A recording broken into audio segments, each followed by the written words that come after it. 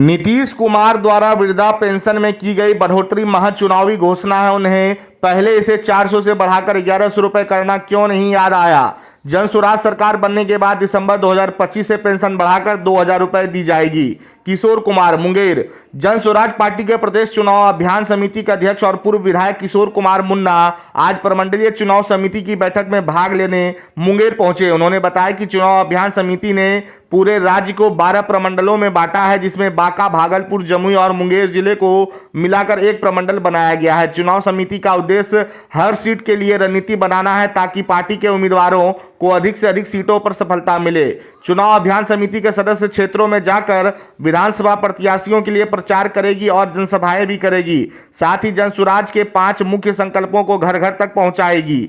वहीं उन्होंने बताया कि जन स्वराज की सरकार बनने के बाद दिसंबर 2025 से 60 वर्षों से अधिक उम्र के हर पुरुष और महिलाओं को 2000 रुपये मासिक पेंशन दी जाएगी। इस साल छठ के बाद बिहार के युवाओं को 10 से 12 हजार रुपये की मजदूरी करने के लिए अपना घर परिवार छोड़कर नहीं जाना पड़ेगा। इसके साथ ही उन्होंने कहा कि जब तक सरकारी स्कूलों में सुधार नहीं होता है तब तक आप अपने 15 साल से कम उम्र के बच्चों को निजी स्कूलों में पढ़ाएं और सरकार उनकी फीस बढ़ेगी ताकि एक गरीब का बच्चा भी अंग्रेजी माध्यम के स्कूल में पढ़ सके। नीतीश सरकार द्वारा वृद्धावस्था पेंशन में की गई बढ़ोतरी पर टिप्पणी करते हुए किशोर कुमार ने कहा कि यह नीतीश कुमार की चुनावी घोषणा है। नीतीश कुमार पिछले 20 वर्षों से राज्य के मुख्यमंत्री हैं, लेकिन उन्होंने पहले इसे 400 से बढ़ाकर 1100 रुपये करने की याद क्यों नहीं आई।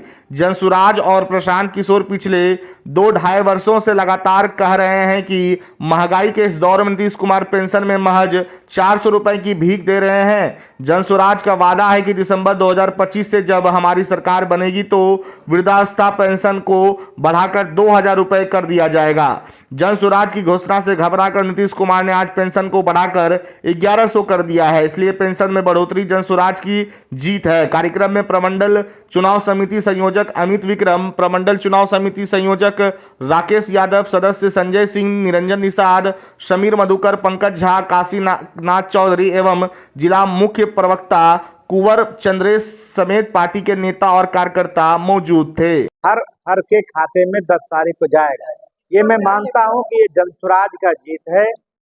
20 साल से आप लोगों को विकलांग हो, विधवा हो, 60 वर्ष से ऊपर का वृद्ध हो, आपने 400 रुपये का भीख दिया।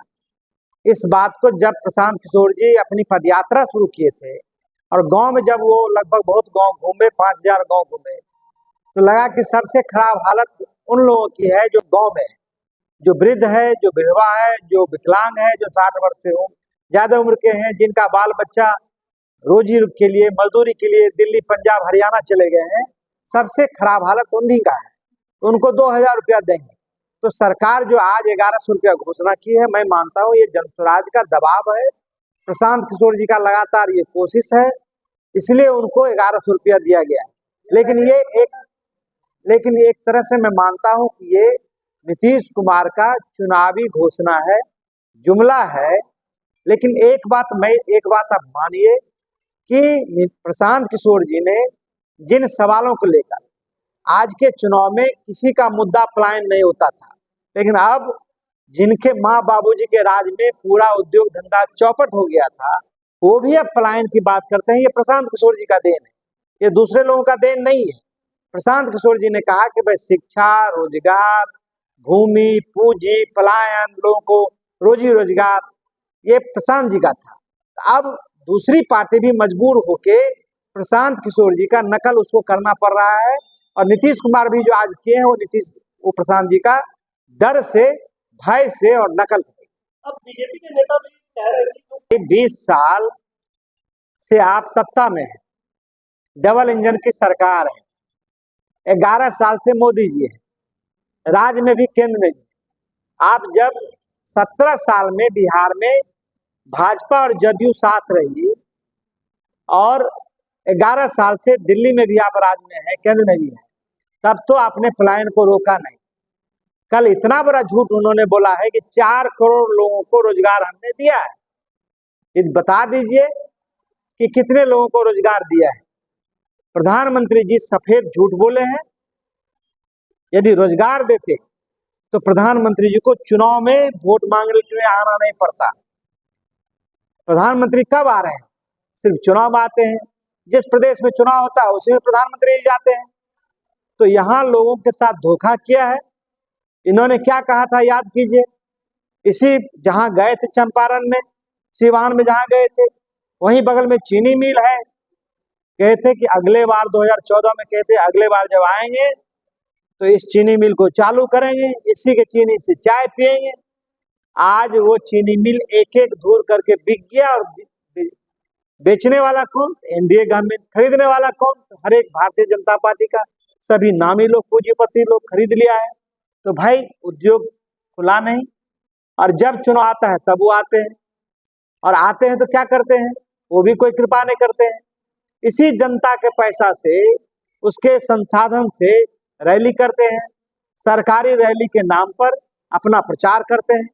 आपने देखा कि मधुबनी में जो रैली हुई थी, पंचायती राज दिवस के दिन रैली हुई, पूरे इस इलाके का 16 जिले के मुखिया, पंचायत समिति के सदस्य, वार्ड सदस्य, सरपंच, पंच सबको वहां बुलाया गया और रैली किए। वीडियो क्या कहते हैं, ये कलेक्टर, डीसीएलआर, सीओ, डीलर सब उसमें लगे हुए थे रैली में। कल जो रैली हुई सिवान में, मैं कल छपरा में था, आपने देखा वीडियो में किस तरह से लोग बोल रहे हैं। जबरदस्ती पकड़ पकड़ के आंगनबाड़ी सबको धमका रहा है कि नहीं जाओगे तो भाई तुम्हारा रद्द कर देंगे केंद्र को। उसको वहां ले गया लोग, जबरदस्ती उठा के ले जा रहा है। एक तरफ लोग जबरदस्ती कर रहे हैं और एक तरफ प्रशांत किशोर जी जब निकलते हैं कार्यक्रम में तो पूरे रास्ता लोग खड़ा होके उन पर फूल फेंकता है, माला देता है। इतनी बड़ी भीड़ जुटती है जो लाया हुआ भीड़ नहीं है, स्वाभाविक भीड़ है, स्वतः स्फूर्त।